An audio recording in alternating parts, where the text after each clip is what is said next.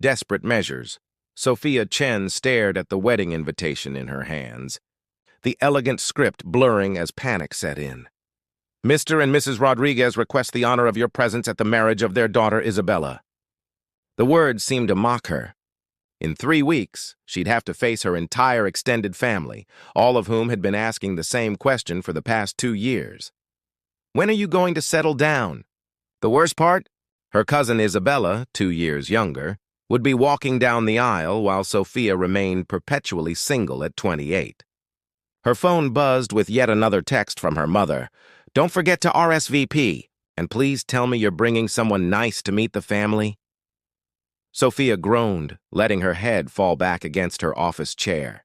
Through the glass walls of the law firm's conference room, she could see her colleagues wrapping up for the day. She should be celebrating. She'd just closed the biggest merger of her career.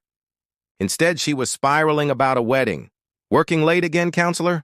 The deep voice made her jump. She looked up to find Dante Moreau standing in the doorway, his dark suit impeccable despite the late hour. As the firm's most formidable defense attorney, Dante had a reputation that preceded him: brilliant, ruthless, and intimidatingly cold. In the 2 years they'd worked at the same firm, their interactions had been strictly professional and minimal. Just finishing up, Sophia said, hastily shoving the invitation into her purse. Congratulations on the Blackwood case, by the way. Impressive defense.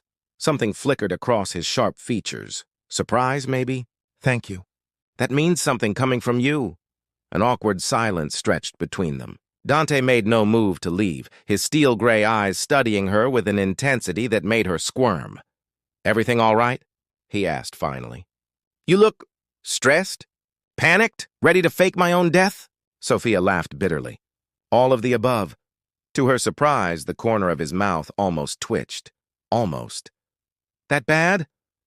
Before she could stop herself, the whole story came tumbling out. The wedding, her family's expectations, her mother's increasingly pointed questions about her love life, and her cousin's smug announcement that she couldn't wait to meet Sophia's mysterious boyfriend that everyone had heard so much about. Wait, Dante interrupted, his brow furrowing. Mysterious boyfriend? Sophia's cheeks burned. I may have exaggerated about my dating life, just to get them off my back. They think I've been seeing someone seriously for months, and now you need to produce this fictional man, or face 3 days of my family's pity and my grandmother's attempts to set me up with every eligible bachelor in a 50-mile radius. Sophia buried her face in her hands. God, I'm pathetic. You're not pathetic. The firmness in his voice made her look up. Dante was studying her with an expression she couldn't read. You're resourceful. You identified a problem and found a temporary solution. Temporary being the key word. Now I'm screwed. Dante was quiet for a long moment, his fingers drumming against the doorframe. When he spoke, his voice was carefully neutral. What if you weren't? What do you mean? What if I went with you? Sophia blinked, certain she'd misheard. I'm sorry, what? To the wedding. As your boyfriend.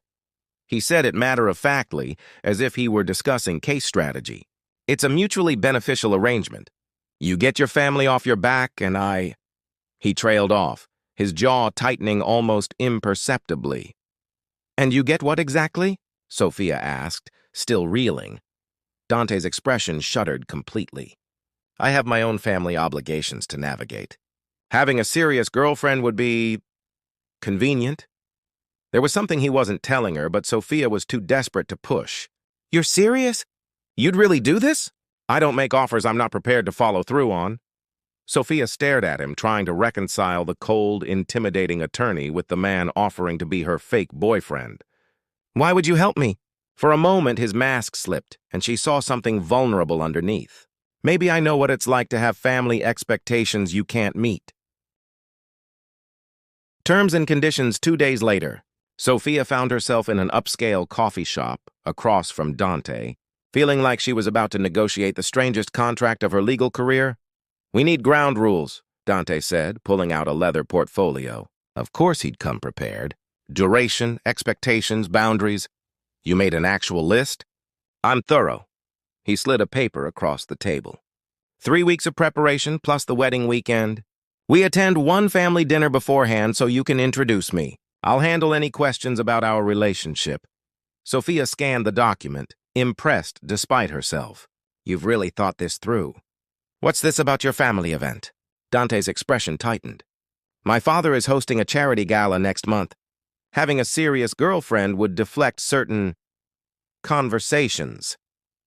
The way he said it made Sophia suspect there was much more to the story, but she didn't press. They were both using this arrangement for their own purposes. Backstory, she said, moving to the next section. How did we meet? We worked together. It's believable.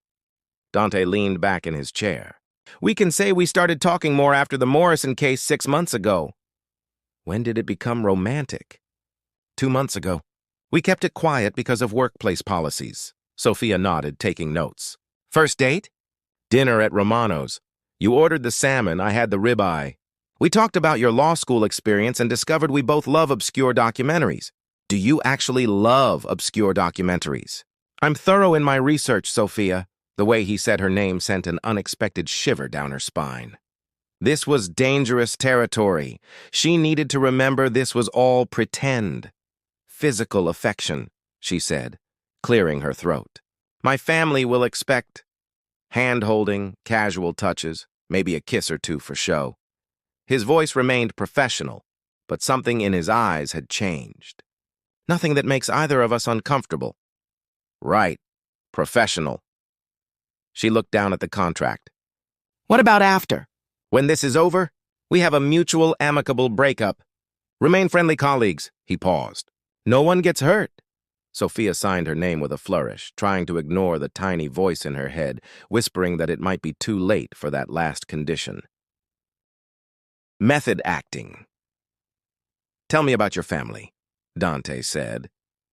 They were in his car driving to Sophia's childhood home for the introductory dinner. She'd been surprised when he'd picked her up in a sleek black sedan rather than the expensive sports car she'd expected. Everything about Dante defied her assumptions. My parents are Dr. James Chen, he's a cardiologist, and Rosa Chen, who runs a non-profit for underprivileged kids. They're both overachievers who can't understand why their daughter is still single despite having a successful career. Siblings? Younger brother Marcus, who's married to his college sweetheart and just had twins. He's the golden child. Sophia adjusted her dress nervously. My extended family is a lot. Very traditional, very invested in everyone's personal life. And they've been pressuring you about marriage? Since I turned 25. It got worse after Marcus got married. She glanced at him. What about your family? Dante's hands tightened on the steering wheel. My father, Vincent Moreau, owns several businesses in the city. My mother passed away when I was 12. I have a younger sister, Celeste, who lives in Paris. I'm sorry about your mother. It was a long time ago. The way he said it suggested the topic was closed, but Sophia caught the pain he tried to hide. She was beginning to realize that Dante's cold exterior wasn't just professional. It was armor. What does your father expect from you? She asked gently. Marriage, grandchildren, someone to carry on the family name. His voice was bitter. He's been introducing me to suitable women for years. And you're not interested? Dante was quiet for so long she thought he wouldn't answer. Finally, he said, I learned early that caring about people only leads to disappointment. Before Sophia could respond, they were pulling into her parents' driveway. The house was ablaze with light and she could see figures moving around in the kitchen. Ready? Dante asked. Sophia took a deep breath. Remember, we've been dating for 2 months. We're crazy about each other, and Dante reached over and took her hand, his fingers warm and surprisingly gentle. Sophia, breathe. I've got this. Looking into his steady gray eyes, she believed him. Performance art dinner was going better than Sophia had dared hope. Dante was charming without being fake, answering her parents' questions with just the right amount of detail. He complimented her mother's cooking, discussed medical ethics with her father, and even managed to make her intimidating Aunt Carmen laugh. So, Dante, her mother said, refilling his wine glass, Sophia tells us you're originally from here but went to law school back east? Harvard, Dante confirmed. Though I have to say, coming back to the city was the best decision I ever made. He glanced at Sophia, and something in his expression made her heart skip. "That's where I met this incredible woman who argues with judges and wins." "Sophia always was stubborn," her father said with a fond smile. "It's one of her best qualities," Dante replied, and Sophia was startled to realize he meant it. After dinner, while her parents were in the kitchen arguing over dessert, Sophia found herself alone with Dante on the back patio. "You're good at this," she said, leaning against the railing. "At what? Being a boyfriend?" "The way you look at me when you talk about me." "If I didn't know better, I'd think—" She stopped herself. "You'd think what?" She shook her head. "Nothing." "I just meant you're convincing." Dante stepped closer, and suddenly the patio felt very small. "What if I told you it's not all acting?" Before she could process what he meant, the patio door opened and her brother Marcus appeared with his wife Jenny. "There you are!" Marcus grinned, pulling Sophia into a hug. "Mom said you finally brought someone home." As Marcus and Jenny peppered Dante with questions, Sophia tried to shake off the strange moment they'd shared. This was all pretend. She couldn't afford to forget that. But when Dante's hand found hers as they said goodbye, and when he pressed a soft kiss to her temple that her family couldn't even see, Sophia wondered if the line between fake and real was starting to blur.